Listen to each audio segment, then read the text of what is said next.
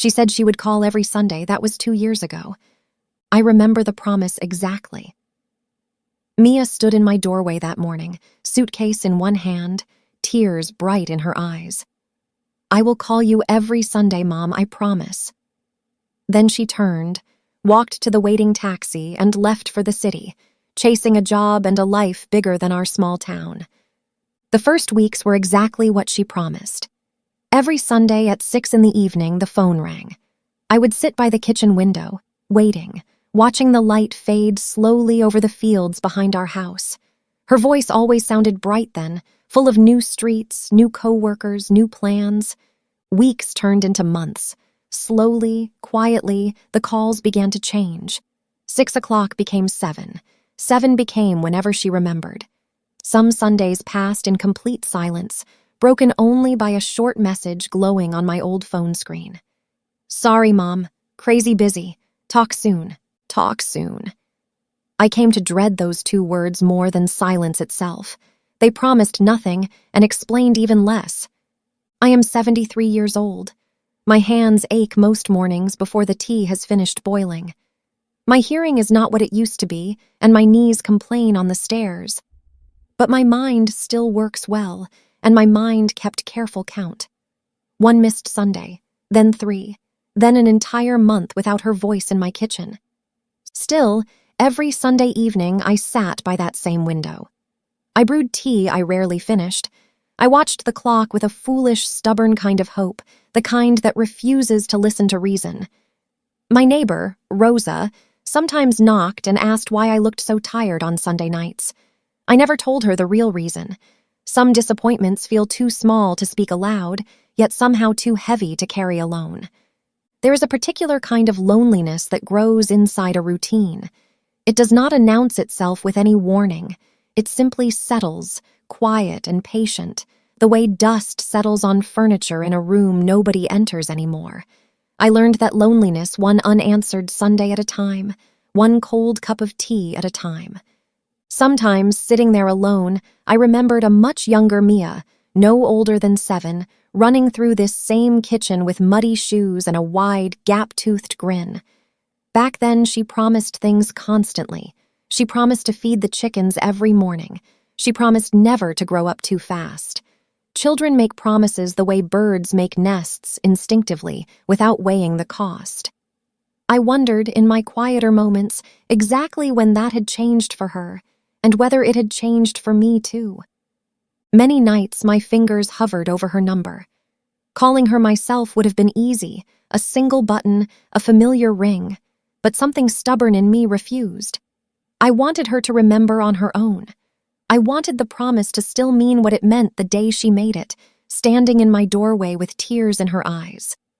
Then, on an ordinary Tuesday, my phone finally rang. Not a Sunday.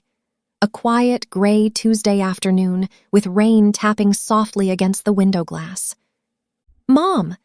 Her voice sounded different this time, smaller somehow, worn thin at the edges. "Mia." My own voice cracked before I could steady it. She began to cry before I did. Between broken breaths, she told me everything at once.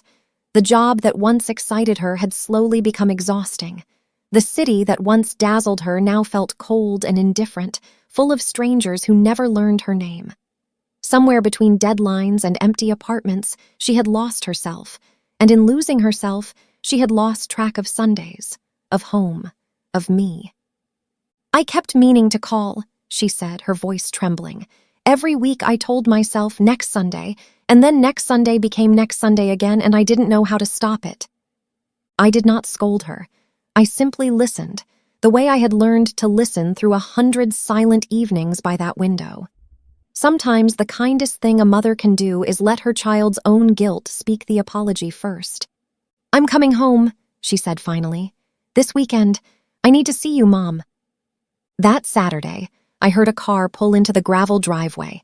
My heart pounded harder than it had in years, harder than I thought an old heart still could. When she stepped through the door, she looked thinner than I remembered, tired around the eyes, but unmistakably wonderfully my daughter. We stood there for a long, silent moment before she crossed the room and wrapped her arms tightly around me. "I'm sorry, Mom," she whispered against my shoulder. For every Sunday I forgot, for every excuse I let myself believe. I held her close, feeling how fragile she seemed, how much weight she had carried alone in that distant, indifferent city. Forgiveness, I realized in that moment, does not always require many words. Sometimes it only requires open arms and a door that was never truly locked. Her suitcase sat by the entrance exactly where it had stood 2 years earlier, the same worn corners, the same faded tag. The sight of it caught me off guard.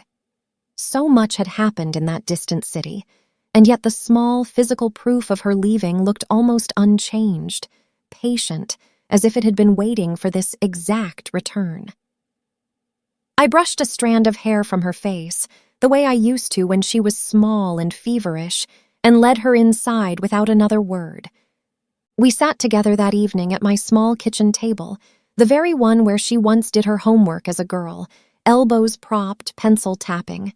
She told me stories about her life in the city, the good parts and the difficult ones alike, no longer hiding behind polished, hurried texts.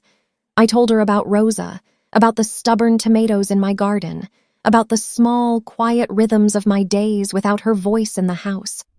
At one point she laughed, really laughed, the way she used to as a girl, and for a moment the kitchen felt exactly as it had years ago, warm and unhurried, untouched by distance or silence. Before she left on Sunday morning, she took both my hands in hers, steady this time. "I want to start over," she said. "Every single Sunday, I mean it now." I smiled, though I could not honestly promise myself I would believe it completely. Not yet, not after 2 years of learning to expect silence instead of a ringing phone. Trust, once worn thin by silence, takes time to grow strong again. It cannot be rebuilt in a single weekend, however sincere the apology. But something in her eyes felt steadier now, more grounded than the girl who once left with a suitcase and a hurried, breathless promise. That evening, when 6 o'clock arrived, I found myself sitting by the window out of old habit, tea in hand, watching the fields turn gold. My phone rang exactly on time. "Hi, Mom," Mia said, her voice warm and unhurried. "Just checking in, like I promised." I looked out at the same fading light I had watched for 2 long years and felt something in my chest loosen at last, gentle as a held breath finally released. She said she would call every Sunday. This time I believe her.